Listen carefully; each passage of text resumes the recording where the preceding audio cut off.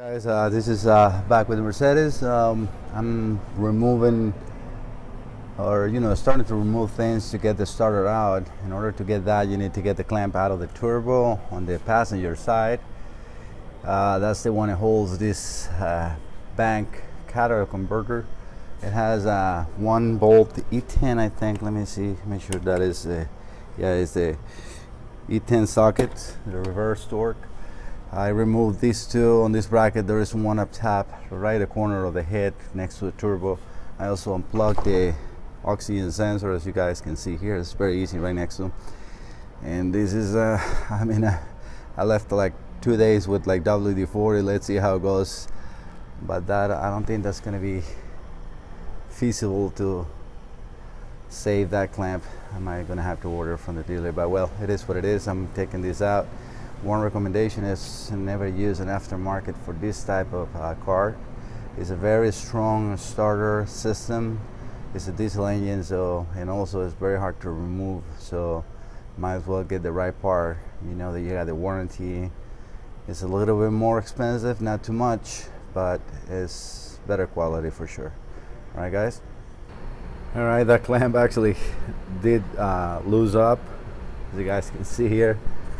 It's a miracle, but well, it is out. So what you can do is, and also be careful because the oxygen sensor, the upper oxygen sensor, let me get the light, it's right here. It's on top of the turbo, of the cat or the converter. You don't have to remove the wires long enough, so you can just rest the catalytic converter on that side that's like towards the engine subframe, because all we're really looking for is to get enough room to get that started out. So hopefully this is going to be enough. I'm now going to get the bolts from the transmission that holds the the starter motor, and see if I can get those to the rear connections too. All right, that's next step. Okay, we got the starter here. I'm gonna take it off of the backs.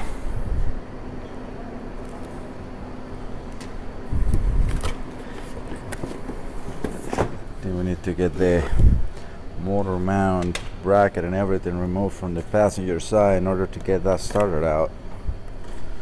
So we'll see in a second. Yeah, it's a long starter. There's no room in there.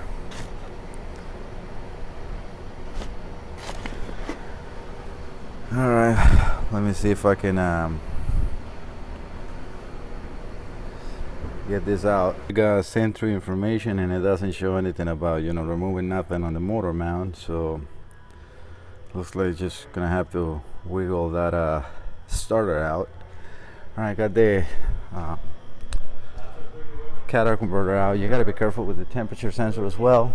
There's a connector you can reach. I just connect the upper oxygen sensor and the temperature sensor. So I remove the upper sensor from the catalytic converter so we got more room to work and to get it out. All right, that's the start. I haven't removed.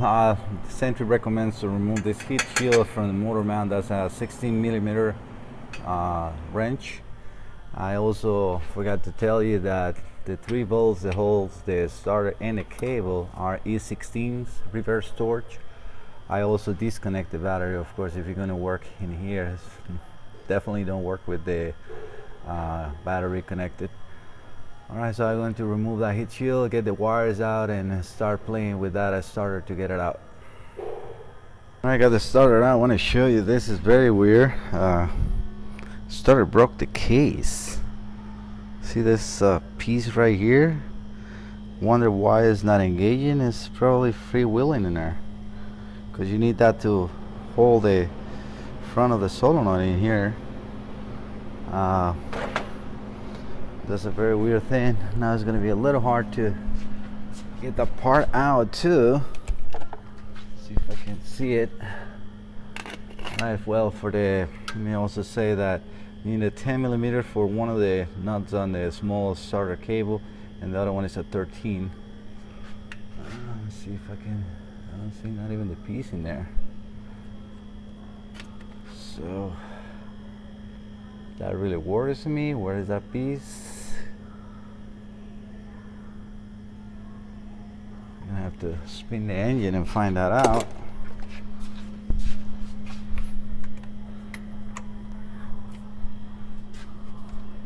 And the engine is spinning soft. I don't hear any grinding. You can see the engine is spinning very freely. I'm just wondering, I'm gonna have to get the bore scope to check from here, see if I can find that piece. Actually, I just see it here. It's right here. Okay. Come on. All right, I got it out. So that's very weird. Completely snapped the front of the starter. All right, so now we know why it's not working. This is the piece that goes there. All right, so now let's just do everything in reverse. I will set up the starter in place and get everything good. But at least, you know, nothing got damaged. Let me make sure I can see the flywheel. I don't think I'm gonna be able to show that in here. That thing that has a reluctor, you know, like a for like the crankshaft sensor, there is in there. Make sure it didn't get damaged with that piece. It was kind of like what I heard, you know, when I cranked the car, it went like I'm like, oh, what was that, you know? And no more cranking. So definitely that explains everything. Engine is very good now. Nothing wrong with that flywheel. I don't see any damaged tooth or nothing. Neither on the Bendix on this, you know, on the starter. Nothing is damaged in there. Engine is spinning very, very freely. All right, so I'm going to start putting this new starter back in. I mean, the new starter on the car. All right, we got the starter in place. I want to show and tell you how I got it in, because it's kind of like tricky to get it out and inside the car. I already put the E16s, tied them up. I put the starters, you know, a small cable, which is a 10 millimeters wrench. You put that on the starter outside, and you fish the starter like going in, like, you know, with the back of the motor, and then you kind of like leaning down in a hole here. Put the front of the starter kind of like in the hole of the transmission, bring the back up and in, and then with the other hand you just put the bolts and tie them up. I haven't tied up the 13 millimeters on the back. I'm going to use just a regular socket 13 with this swivel ratchet. It's perfect for there.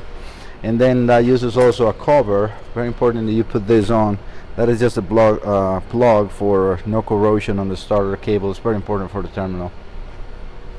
Right, starter is installed. I also put the heat shield on the upper part of the motor mount. You have to remove the bolt for the motor mount for that. Okay, starter is tight. I put that plastic cover that I tell you. You guys can see I'm gonna put my finger right on it. That's just like I said, a plug for no corrosion in there. Right now I'm gonna put up the, get this clamp. That's the upper clamp for the turbo. Now I'm not going to bring in this catalytic converter. Just gotta be careful with that temperature sensor. It's pretty much impossible to remove the temperature sensor. So all you gotta do is just kind of like play with it, fish it inside here, wiggle it, because it's kind of like come from like the tire out and then to the inside of the car and up. And you'll see when you try to do yours. It's definitely doable. It's a little kind of like tight, and sometimes you think it's not going to come out, but it does comes out. So I'm going to put it back in.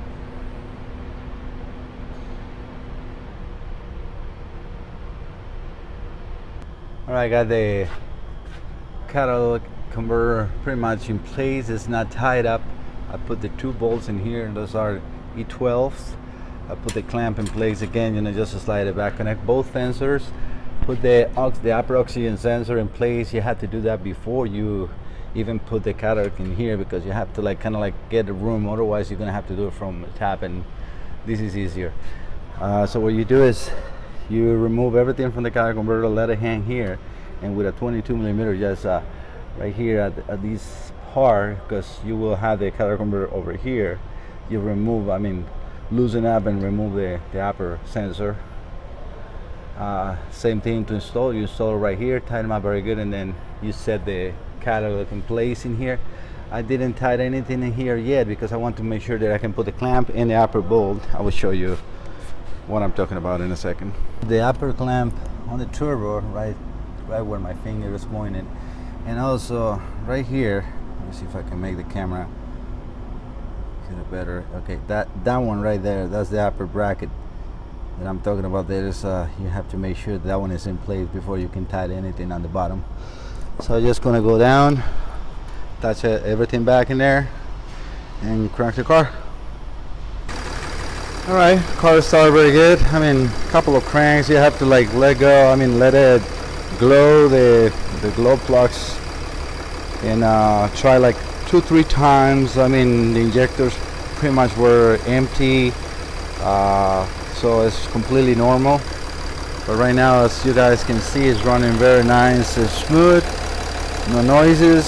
Just gonna let it warm up, let it be itself. But this looks very good.